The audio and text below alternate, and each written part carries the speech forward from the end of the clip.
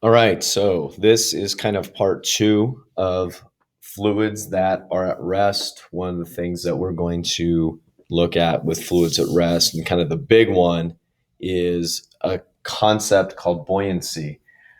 Um, I'm going to try to do a demonstration for you so you guys can kind of see what I'm talking about here when we think of buoyancy and how it works. So my demonstration, I'm going to get set up here as I'm kind of chatting.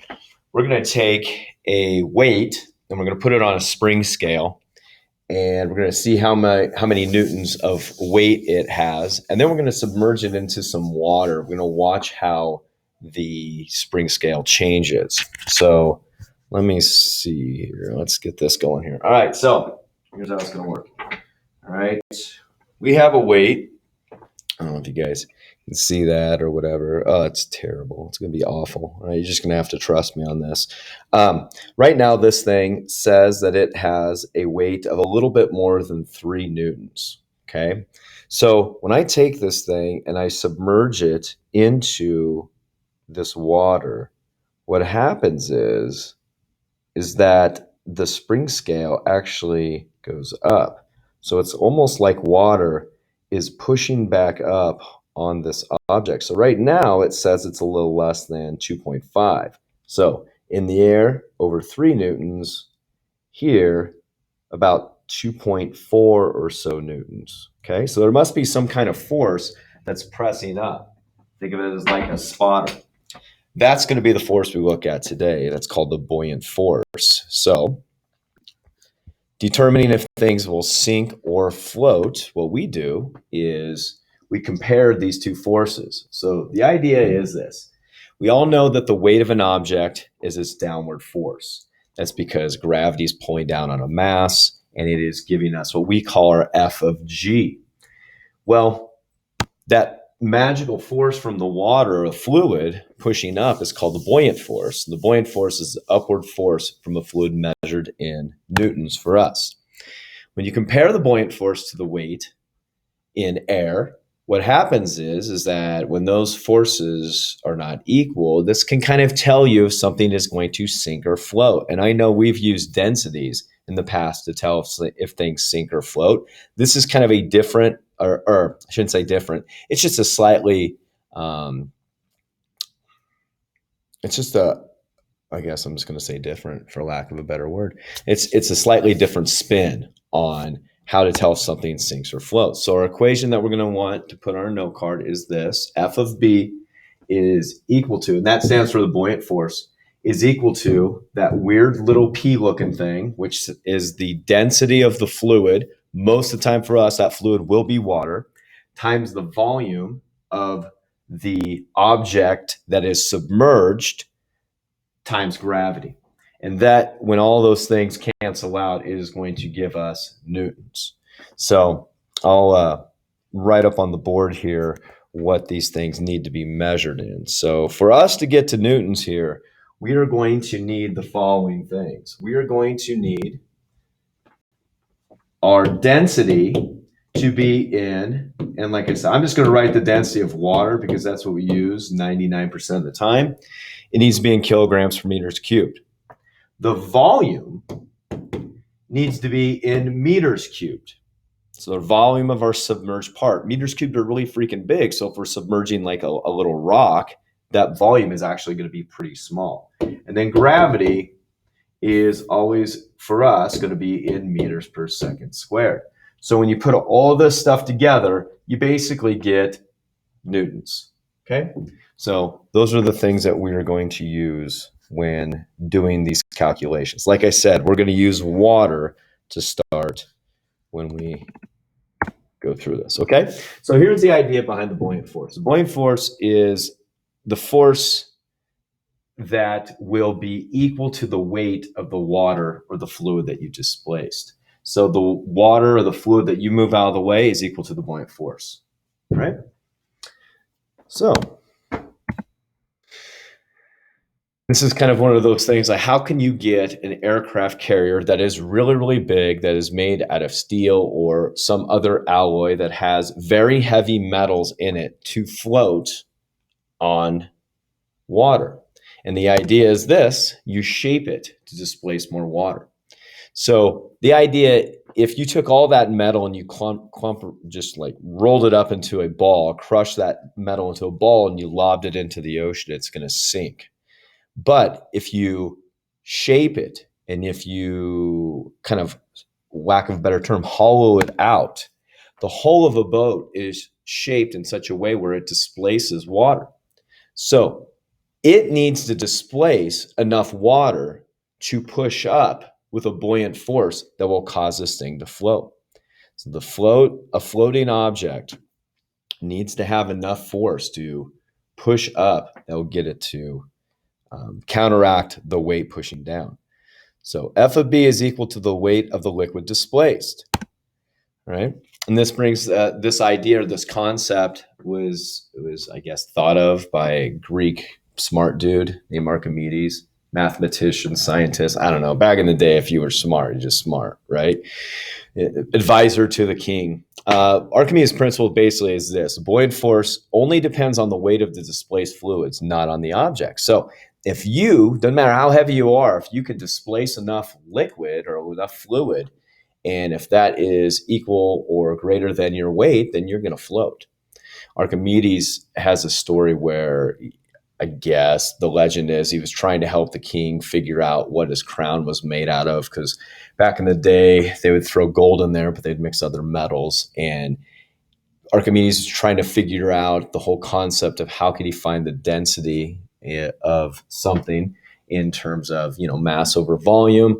Archimedes couldn't figure out how to find the volume of this thing. So evidently the story is he jumped into the bathtub and displaced this water. This water spilled out, and he kind of realized that the volume that he had that moved that water out was the volume that spilled over. So he freaked out and ran through the streets naked, screaming Eureka.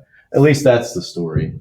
I think it might have been a little embellished or whatnot. But the idea behind Archimedes and figuring out that whole density concept is also related to, will it sink or will it float? So the ways that we can determine if something will sink or float is we can look at the densities.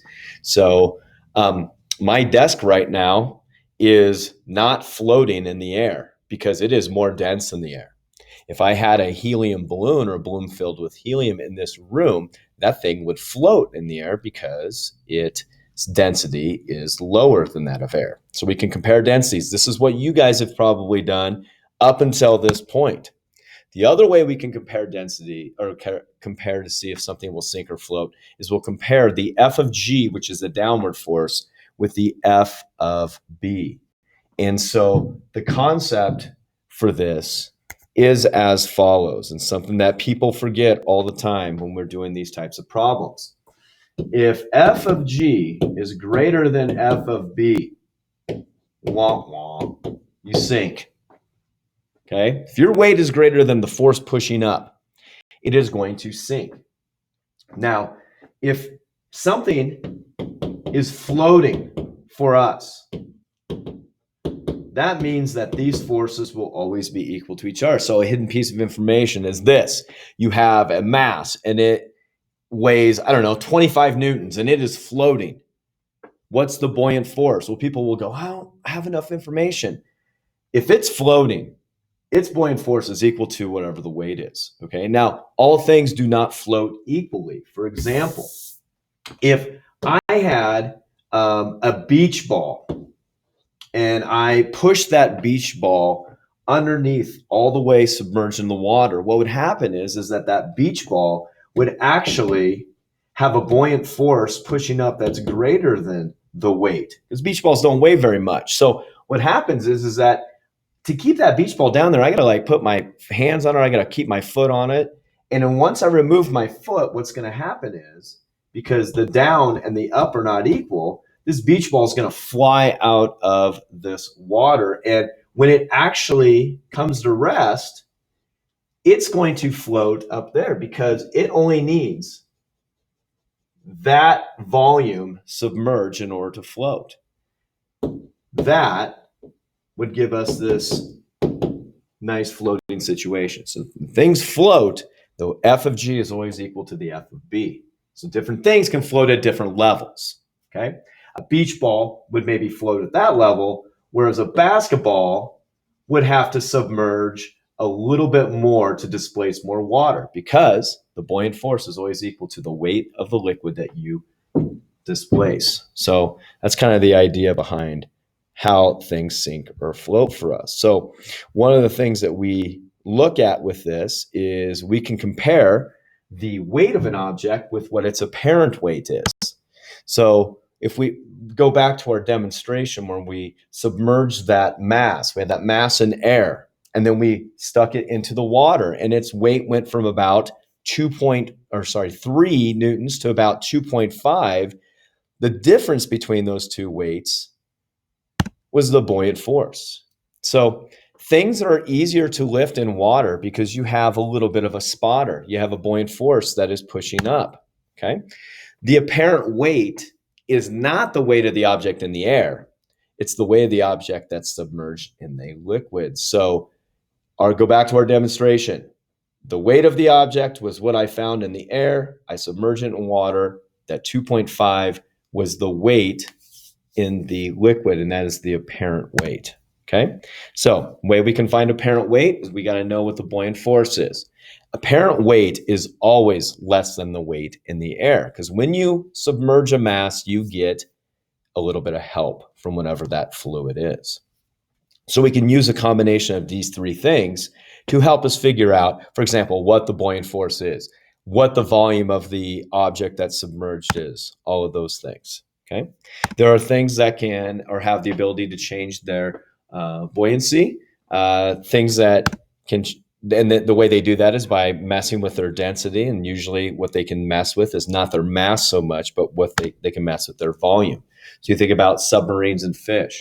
Submarine changes its density by messing with the mass. It can take on water. It can leave. It can have water go bye-bye. A fish has a little thing called a swim bladder, or a lot of fish do. And that swim bladder can fill with a little bit of gases and expand, which would lower your density, or it can squeeze that stuff out. So things that can change their buoyancy are kind of weirdos, right? Here's a few problems involving buoyant force, apparent weight, and such. I'm going to have a spot on Classroom that you can submit these answers to. Like I said, these things are sometimes kind of tough. So key idea here is buoyant force is the force of the object being pushed up on the object. Weight, F of G, is just kind of what you know. If you know the mass, you know the weight. If something is floating, the F of G and the F of B are equal to each other. And the apparent weight is the weight of an object when it's submerged in a fluid. So I'll have a spot on Classroom where you can submit these to. Hopefully you have no problems with these, but if you do, let me know. Send me an email. All right. See ya.